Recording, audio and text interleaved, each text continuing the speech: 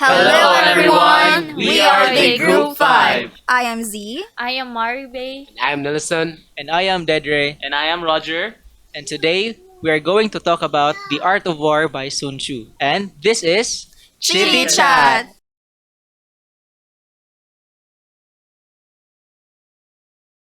Now the moral law causes the people to be in complete accord with their ruler. Heaven signifies night and day, cold and heat, times and seasons. Earth compromises, distances. The commander stands for the virtues of wisdom by method and discipline. Well, actually, the principles of chapter 1 or the laying of plans doesn't only talks about the war itself or the battlefield.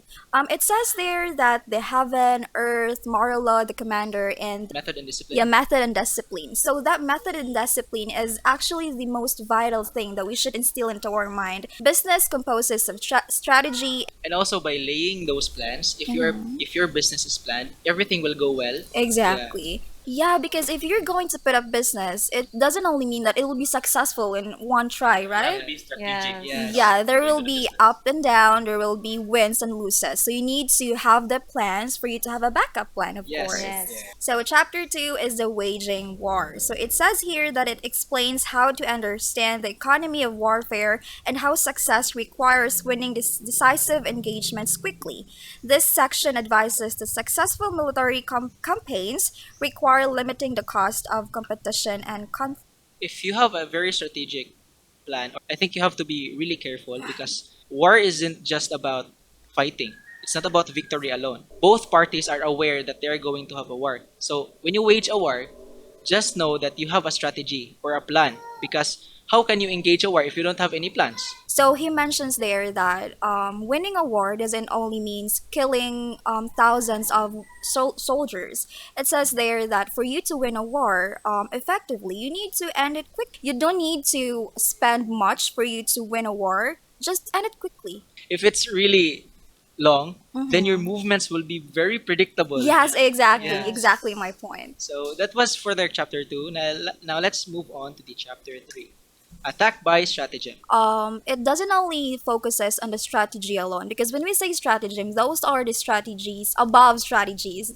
If you get what I'm saying, stratagem are not only basically this is my strategy, this is what I'm going to do. Stratagem actually focuses on the things bigger or greater than strategy. You have to consider the heaven, which is the night and day. Right? When are you going to attack? And also, how to deceive the enemy, of course. Exactly. Because stratagem is not only just that, as you've said. It's Yeah. way beyond that. It's about psychological, physical, the conditions. And how do you apply it to both military and non-military contexts?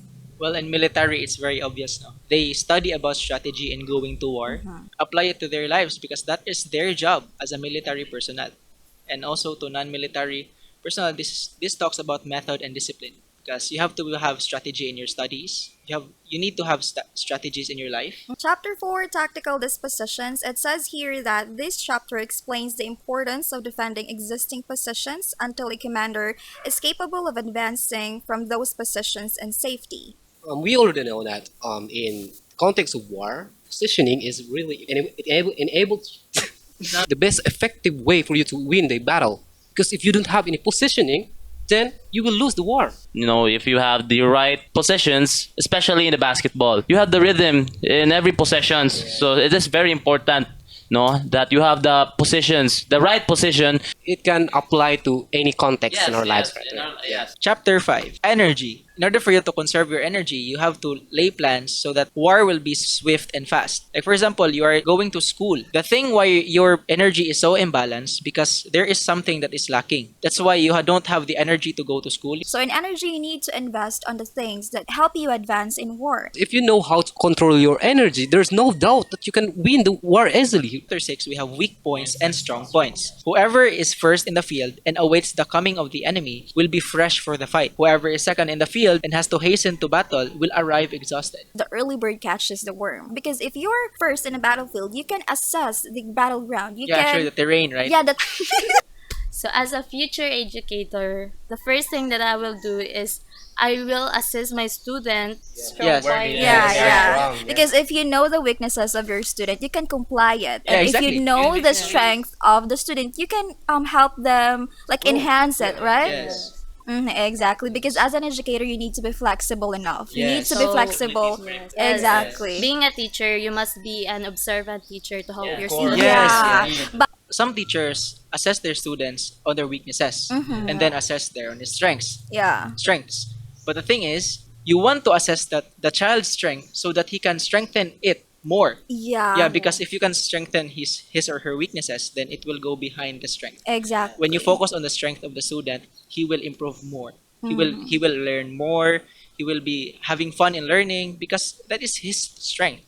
If you cater his visual, then he will learn more. Except if you don't cater his visual or you focus him on reading and writing, which is not his style, Exactly. then it will fall behind. Yeah, the more you add fuel to the fire, which is fire signifies the weaknesses, the larger area that it will damage. Yes, exactly. Yeah. Chapter 7, which is the maneuvering. He must blend and harmonize the different elements thereof before pitching his camp. Or your teammates need to have unity. Exactly. If you don't have unity, how can you maneuver? Synchronize Yes, your how can you moves yes together, how can you have- sync together? If you want to make a million, you need yourself. But if you want to make millions, you need a team, right? You shouldn't think about war being alone. Like you shouldn't be narcissistic Yes. in a way that you think war is all about you. It's not about like that. One is an island. Yeah, Yes. no man is an It's an island. island. Actually, maneuvering is it focuses on how your team moves in a battlefield, how you synchronize in a battlefield. Exactly. And you are in a war, you are part of a war, but the war doesn't evolve around Around you. you, yes. So you need also to think about your soldiers around you. You need to think of the instructions coming from the commander Yes. because as a team, you can maneuver effectively if you know or if the team knows to make way in the terrain or in the battlefield. Yes. So our next stop is the chapter 8, which is the variation in tactics. We really need to have different strategies because how boring would it be if to have the same strategy? Yeah, Right. it'll be pale. Yes, very predictable. You really need to have strength when it comes to war. That's not the only thing that matters. What matters in war or in your life is strategy. Yeah, it is very important in a war to have a plan B because you have the second plan to to engage the second fight and win the battle. Yes. And that's Especially- unique. Just Yes. keep your enemy guessing. Yeah. Yes. Yeah, that's Yeah, nice. yeah, Especially in teaching. Yes. You need to have variation in tactics. Yes. Exactly. So, chapter 10, terrain. The ground is your friend. You will win a war when you know yourself. When you will also win a war when you know the terrain. Chapter 12, Attack by Fire. Fire talks about the weapons. These are the machineries that the soldiers uses in a battle. So the fire there, it's just a symbolism of the things that could be used by army or the group of troops. Exactly right. Right.